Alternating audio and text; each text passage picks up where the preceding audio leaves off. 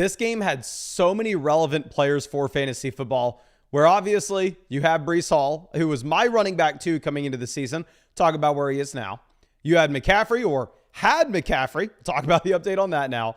You have Deebo Samuel, Brandon Ayuk, George Kittle. I guess Allen Lazard is maybe the wide receiver one over. We'll talk about a lot, but we got to pick up an offense to talk about first. So let's talk about the Niners. I think the Niners are maybe a little more straightforward than the Jets, because obviously the Jets are kind of falling apart at the moment. But looking at this Niners offense, let's definitely set the stage for the overall game environment that you have here. This was a game that had a close spread where the Niners were favored by, I believe, about 4.5 points going into the week. But what you actually end up getting is you get the Niners almost, I don't want to say immediately, but by the time you get to the second half, they have a large lead in this game.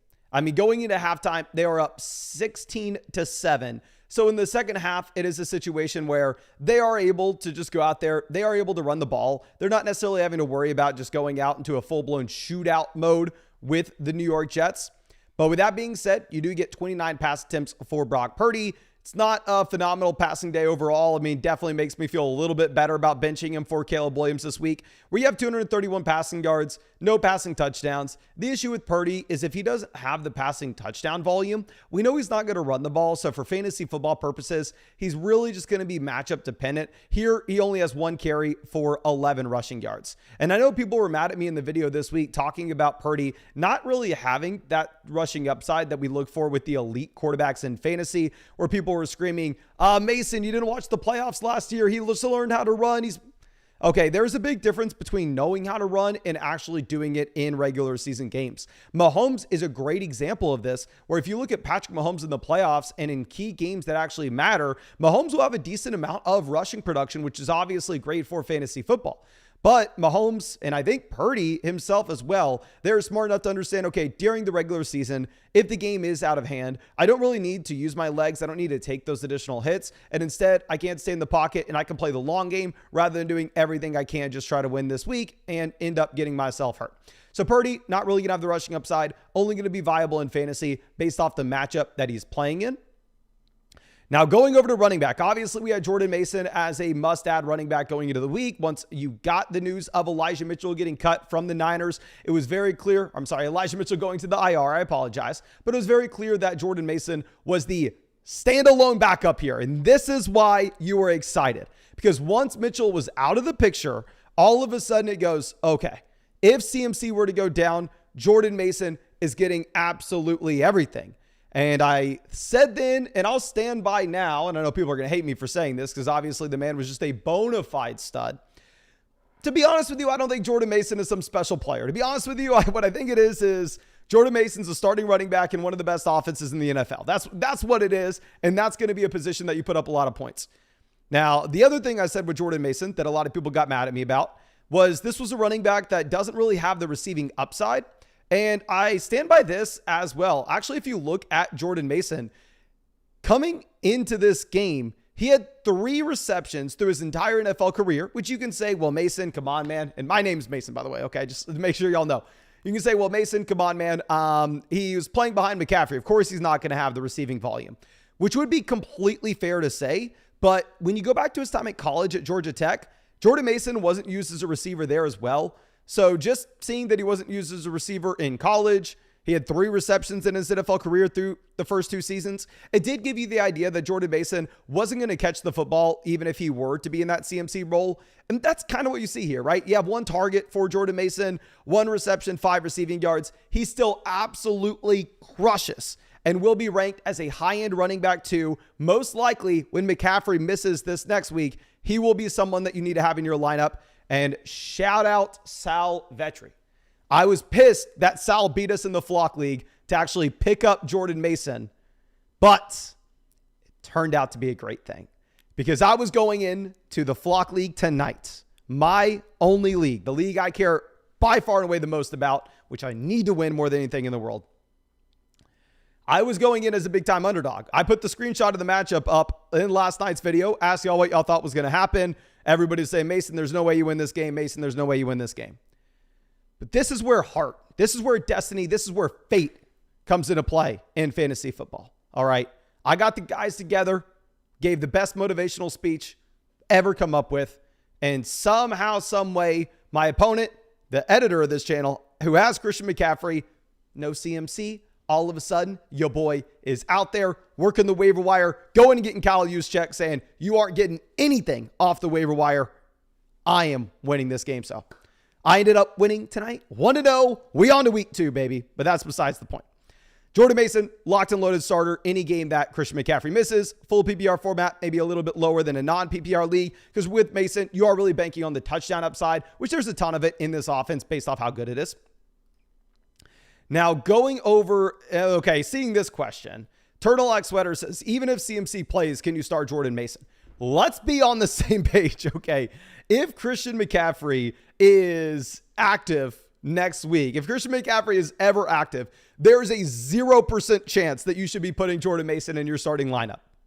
Maybe McCaffrey's not seeing 90% of the backfield. Maybe instead McCaffrey's seeing 60% of the backfield when he works himself back. But for the love of God, don't all of a sudden think, oh, Jordan Mason is viable with McCaffrey. And then no. Mason is a high-end RB2 in games McCaffrey misses. The second he's back, he goes back to being a bench play. That's just a premium handcuff back. And yes, people saying Jake Moody, MVP. In the Flock League, obviously we have kickers and defenses. And yes, kickers went freaking nuclear this week. I went with Dicker the kicker, Hook 'em Horns as my kicker. And honestly, if we didn't play with kickers and defenses, I probably would have lost week 1. But that's part of the game. It's part of the beauty of it, all right? Pick your defenses and kickers smartly like I did this week, and I will every week. The Niners are my D, by the way. Now, going over to the Niners receiving options here. Juwan Jennings leads this team in receiving with 65 receiving yards off of 5 targets. Is Juwan Jennings an interesting waiver wire pickup? No, not at all. Do not bother. Maybe if you are in the deepest of leagues, maybe if you're in a dynasty format where you're going through, you're starting 10, you're starting 11 offensive players every week, then yes, Juwan Jennings could possibly, no, he's not viable. We know who he is. He's a decent receiver for the Niners, but he's not going to be viable in fantasy. Deebo Samuel dominates the targets in this offense. Deebo Samuel has 9 targets, plus Deebo Samuel 8 carries. If McCaffrey's out next week, Deebo Samuel is a top 5 wide receiver in my rankings because he picks up some of this McCaffrey usage across the line of scrimmage. 17 opportunities for Deebo Samuel this week. With those, he comes away with about 80 yards, comes away with the rushing touchdown as well. Now, a lot of this had to do as well with the fact that, Brandon Ayuk, the reports coming into the week were he was going to be a part-time player.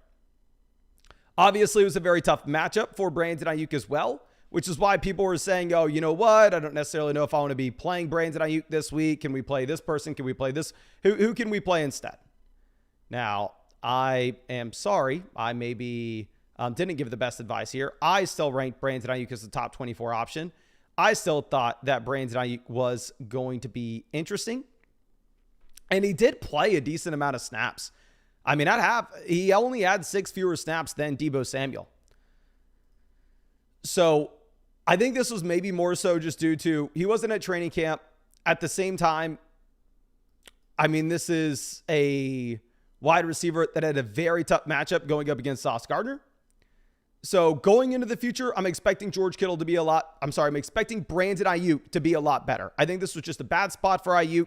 I think we will get improvement. I'm not panicking whatsoever. Start him next week. Buy him low if the owner in your league is panicking. Now looking at George Kittle, while 4 receptions and 40 receiving yards doesn't seem like a lot, for the nature of the tight end position this year, 8 points at tight end is approximately 64 points at wide receiver. 8 points is everything. Obviously, I'm joking. Kittle, decent game. Going into the future, am I changing anything with our rankings of him? No. We actually updated our rankings over on flockfantasy.com at tight ends. Right now, off the top of my head, I think we go Laporta 1, McBride 2, Kelsey 3. I think we still had Kincaid 4, Pitts 5, Kittle 6. I definitely have Kittle over Andrews now. But let me pull up what we have over here with the Jets offense. And I will also flex on y'all that I actually hit both my pick'ems tonight on Underdog. I submitted 2 pick'ems. Both were $5 entries. You had the 20% profit boost token today. It was 100% taking advantage of this. And yeah, we have both of them. This first one hit for about 37. The other one was for 35. But since CMC didn't play, I think that is going to be a little bit lower. But regardless, we made enough to buy dinner tonight and lunch tomorrow. Love it. And now we are officially up over $200 on Underdog Pick'ems officially through week 1, which is really exciting. But let's move this over. And of course, if you wanted to check out Pick'ems for this next week, you can find that link to Underdog Fantasy in the live chat, in the description, in the comment section. If you use code FLOCK, you're going to get a 50% deposit bonus up to $1,000. Plus, if you use code FLOCK, you're also going to get a free team review from me in one of these live streams. Just have to make sure you have an account set up on flockfantasy.com with the same email address as your Underdog Fantasy account. And yeah, like I said, I went over $200 in Underdog drafts this week. Not because I'm good. I'm sorry, in Underdog Pick'ems, not because I'm good at Pick'em, but just because Underdog's doing a ridiculous amount of promos. I'm staying up to date on the promos every single day. I'm making sure I'm getting them in. They still have a ton of promos coming your way. They have the no sweat pick on Tuesday, where if you lose, you get your money back. Wednesday, they have a CeeDee Lamb free pick, more than less than half a total yard. Thursday, a 30% profit boost. Friday, a random promo. Saturday, college football discounts. Sunday, NFL discounts. So for sure, take advantage of that. Like I said, I'm not any good at pick'ems, but I was even able to make money this week just because of the promos they are doing. Now let's go over and let's move over to the Jets. With the Jets here, the box score looks a little bit wacky in comparison to what we should have grabbed. I should have grabbed a screenshot right before they put the backups in because it was ridiculous in terms of there were only 3 players pretty much that touched the ball for the New York Jets. There were 3 guys. You had Breece Hall, you had Garrett Wilson, and you had Allen Lazard. Everything was just funneled between those 3 players. Nobody else pretty much had anything at all. It's the most concentrated offense in the NFL currently. Now, is that good in today's NFL?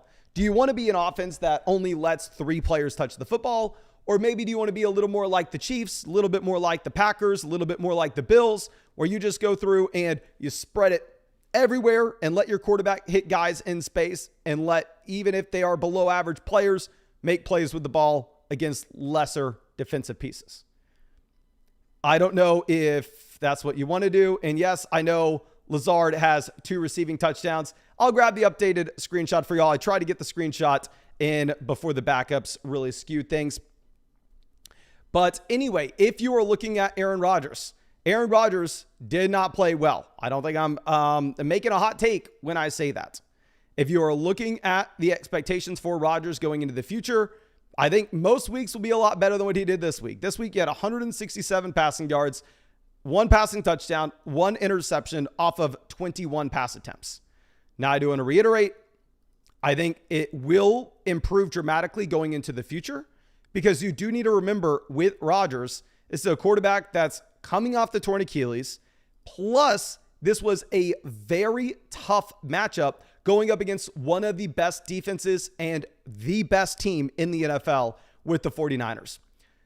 Going over to Breece Hall had absolutely everything here. Even in a very tough matchup, even in a game where the Jets just get absolutely smacked, Breece Hall is still viable. He has 5 receptions out of the backfield. Not only does he have 5 receptions, he has 6 targets for a total of 39 receiving yards. He gives you 16 carries, 54 rushing yards, and the rushing touchdown. Yes, Braylon Allen is showing up on the box score. Braylon Allen didn't have any type of role until the very end of the game. Breece Hall is a true bell cow level workhorse. Right now, the true bell cow running backs in the NFL are Breece Hall, Bijan Robinson, Saquon Barkley, Jonathan Taylor, Kyron Williams. And that is it. Obviously, when CMC comes back, we'll reevaluate. But with a handful of those guys, including Breece Hall and Bijan Robinson, what makes them stand out from the rest? One, obviously their talents, but 2, the usage as a receiver. So I was sitting here, and obviously I updated my rankings over on flogfantasy.com before the game started. Y'all did it with me in the live stream. And I actually, and no, Joe Mixon is not. I know Joe Mixon had 30 carries, but Mixon doesn't play on third downs or the 2-minute drill. Joe Mixon's still very good, but he's not Breece Hall. He's not Bijan Robinson. He's not seeing everything as a receiver and everything as a rusher. And Rachaad White did not lead his team in rushing either. Bucky Irving had a pretty large role. I stand by. Mixon, very good. Obviously, one of the biggest risers this week, but he's not seeing 100% of his backfield. Okay, just to make sure we are on the same page here. Okay, but moving on from this, that's why Breece Hall was my running back 1 coming into the week. What I was saying is I kind of wanted to see how the Jets offense looked. I wanted to see if Braylon Allen had a role whatsoever. I don't know. I think Breece probably stays as my running back 1 after this game.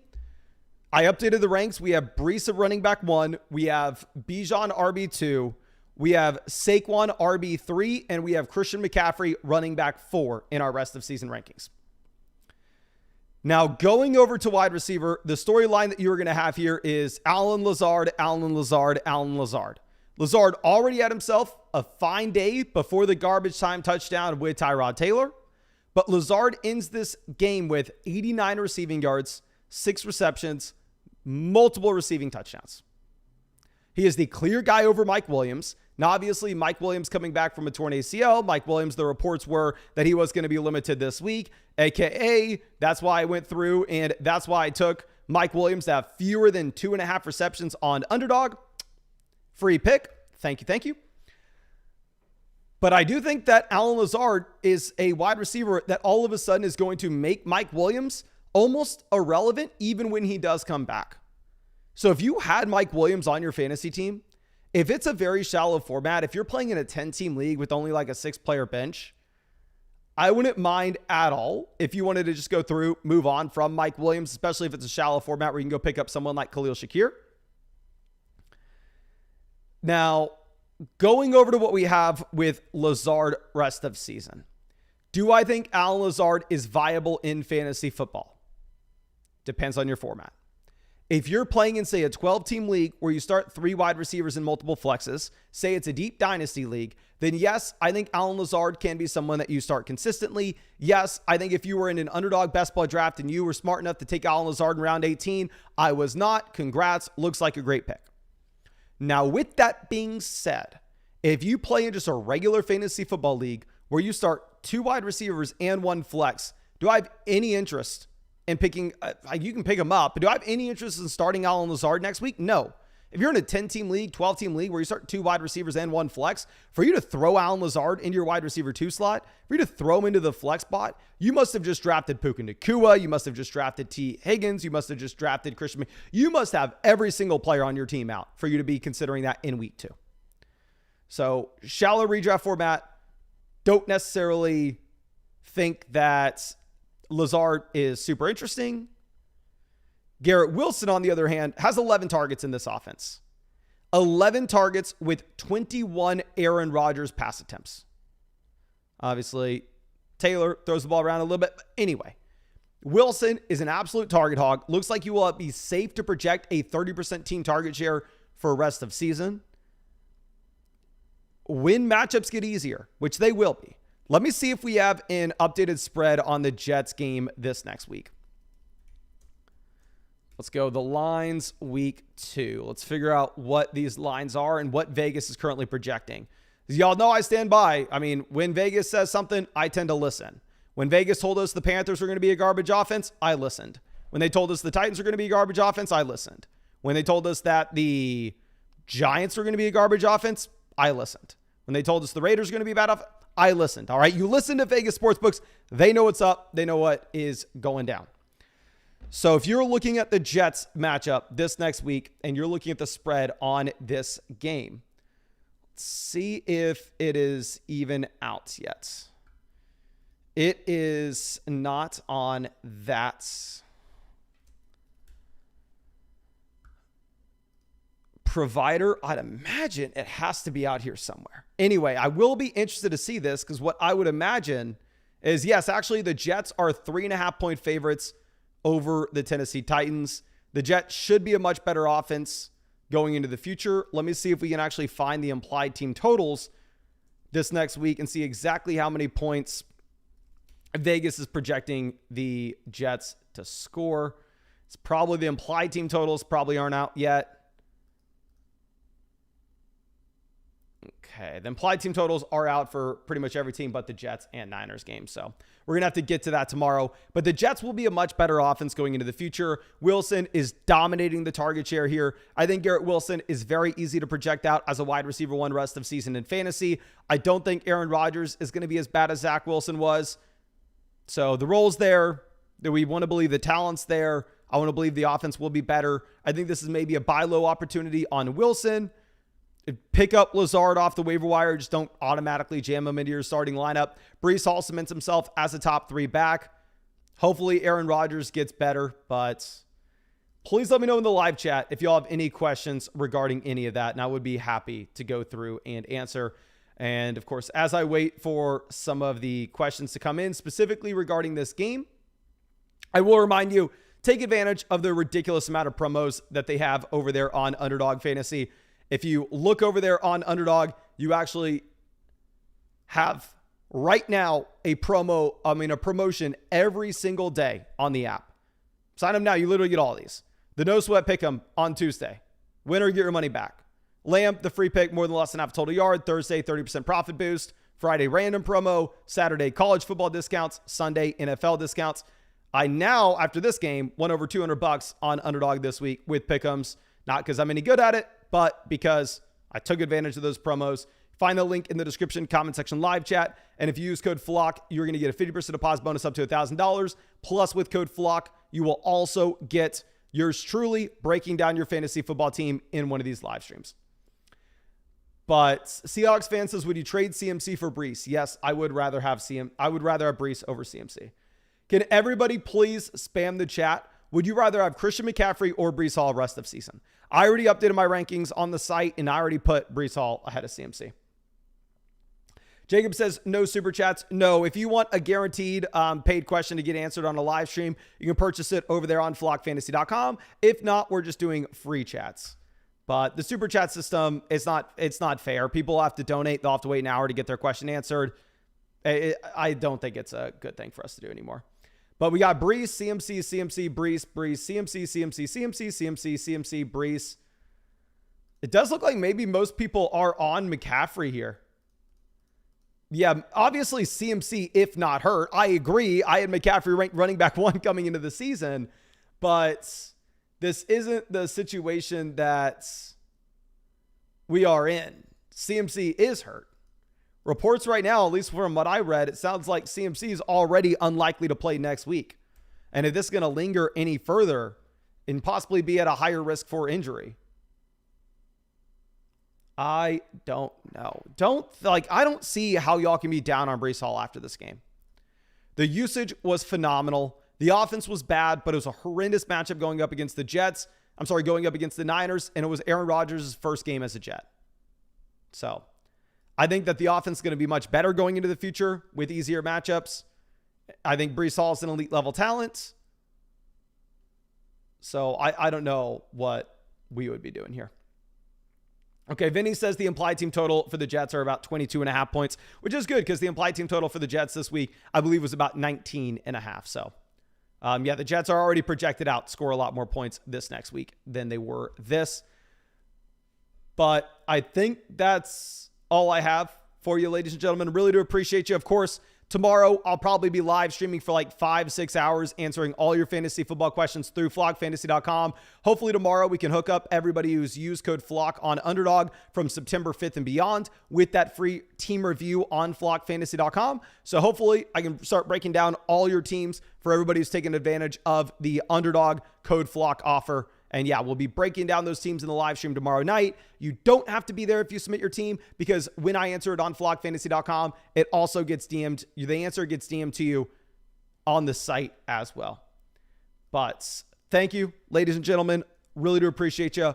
Really hope you have a great night, and really hope I get to see you out with the live stream tomorrow night.